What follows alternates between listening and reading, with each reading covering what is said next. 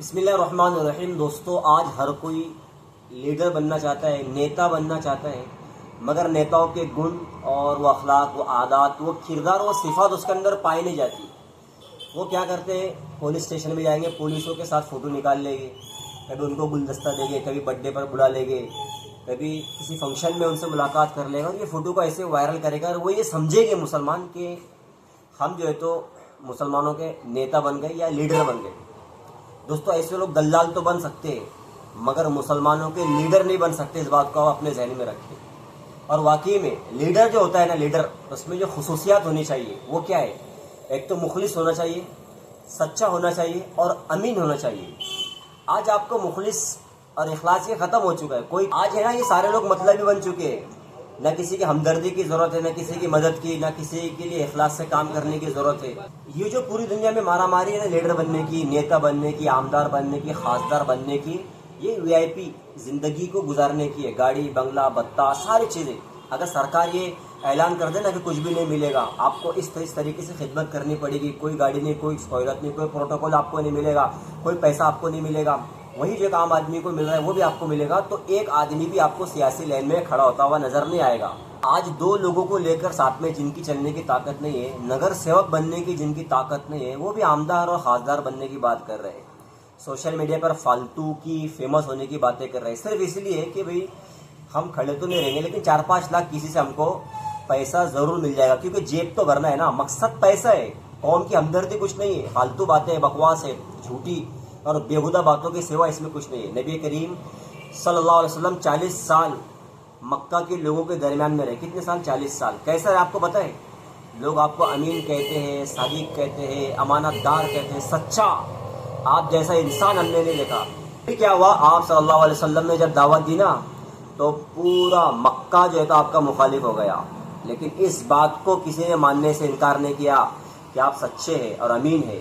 اور 23 سال میں وہ انقلاب برپا کیا جو آج 25 کروڑ مسلمان اور ہزاروں سینکڑوں تنظیمیں لیڈر بن کر بھی پیدا نہیں کر پا رہے۔ کوئی اپنے محلے کا اچھا رہنما اور لیڈر نہیں بن پا رہا ہے۔ نبی کریم صلی اللہ علیہ وسلم کو عہدہ ملا، مطلب انہوں نے خواہش ظاہر کی کہ ہم آپ کو چودھری بنا دیں گے، آپ کی خوبصورت لڑکی سے نکاح کرا دیں گے، آپ کو جو ہے تو مال، روپیہ، پیسہ سب کچھ دیں گے، بس یہ کام آپ بند کر دیں۔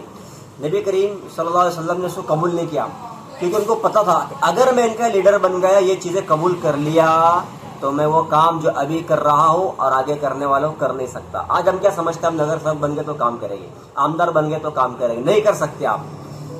جس کے اندر اخلاص ہوگا، قوم کی ہمدردی ہوگی، جس کو قوم سے محبت ہوگی، رسول اللہ صلی اللہ علیہ وسلم سے محبت ہوگی، وہی انسان سچا لیڈر بن سکتا ہے، بہترین لیڈر بن سکتا ہے، اور وہی قوم کے کام کر سکتا ہے۔ یہ جھوٹے مکار لوگ ہیں جو مسلمانوں کو دھوکہ دے رہے ہیں۔ مخبر بن سکتے ہیں، یہ دلال بن سکتے ہیں، لیکن مسلمانوں کے لیڈر نہیں بن سکتے، مسلمانوں کے خیرخواہ نہیں بن سکتے، مسلمانوں کے ہمدرد نہیں بن سکتے۔ بیوقوف بنا رہے ہیں مسلمانوں کو، اور مسلمان ان کو اپنا لیڈر اور رہنما سمجھ رہے ہیں، جو قوم کی دلالی کر رہے ہیں یہ لوگ۔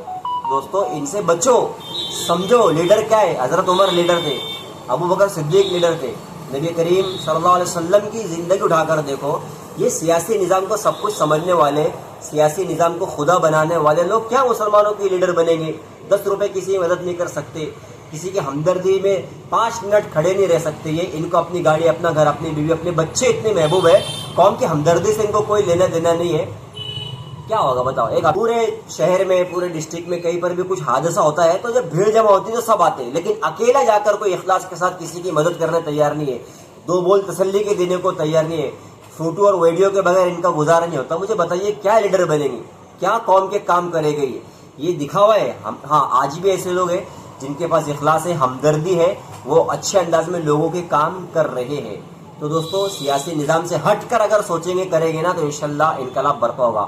جارج برنارڈ شاہ نے کیا کہا تھا کہ دنیا میں سب سے بہترین مذہب، انہوں نے سب مذہب پر ریسرچ کی اور کیا کہا؟ وہ اسلام ہے، سب سے بہترین مذہب کیا ہے؟ اسلام ہے۔ تو مسلمان خوش ہو گئے، دیکھو کتنا اچھا بہترین مذہب ہے ہمارا اسلام۔ لیکن اس نے پھر آگے کیا کہا؟ بدترین قوم اگر کوئی ہے تو وہ مسلمان ہے۔ آج مسلمانوں کے اپنے حالات دیکھ لو، خود اسلام پر چلنے کو تیار نہیں، خود قرآن کو پڑھنے تیار نہیں، نہ سمجھنے تیار ہے، نہ نبی کریم صلی اللہ علیہ وسلم کی زندگی سمجھنے تیار ہے، اور اپنی اور شہرت کی بھوک ایسی لگی ہوئی ہے کہ بس کسی بھی طریقے سے مجھے وائرل ہونا ہے اور لوگوں کے اندر فیمس ہونا ہے. بس یہ بھوک جو ہے تو ان کو ستا رہی ہے، نہ ان کو سونے دیتی ہے. ان کا چین سکھ سب اس کو یہ بھوک نے ان کا برباد کر دی ہے، اور ان کو سمجھ میں بھی نہیں آ رہا ہے. تو دوستو میں یہ گزارش کرنا چاہتا ہوں کہ لیڈر مت بنو، آپ قوم کے ہمدرد بنو، اخلاص کے ساتھ کام کرو. آپ سے بڑا لیڈر کوئی نہیں ہوگا.